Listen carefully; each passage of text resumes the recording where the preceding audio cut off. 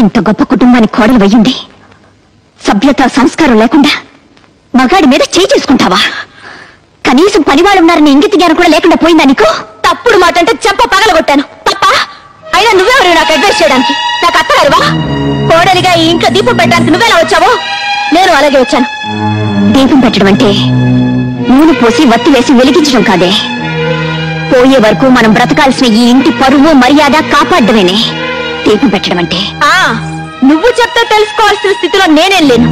నేను నీకంటే ఎక్కువ చదువుకున్న దాన్ని, నాగరికత తెలిసిన దాన్ని. నాగరికత అంటే అర్థం పెద్దవాళ్ళని గౌరవించకపోవడం, మగాన్ని చేయి చేసుకోవడం అనుకుంటున్నావా? కాదే.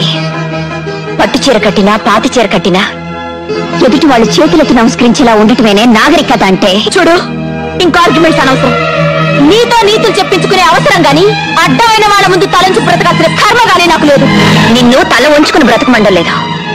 నిన్ను కట్టుకున్నవాడు తల దించుకునేలా ప్రవర్తించొద్దంటున్నాను. నువ్వు వాడిని కొట్టావు, వాడిని తిరిగి కొట్టుంటే నీ పరువును అయ్యేది, ఈ కుటుంబ ప్రతిష్ట ఏమయ్యేది. ఆడపిల్ల పుట్టింట్లో ఎంత గారాబంగా పెరిగినా అత్తవారింట్లో అణుకువతో బాధ్యతతో ప్రవర్తించాలి. అది తనకి అందం, ఆ కుటుంబానికి గౌరవం. గుర్తుంచు.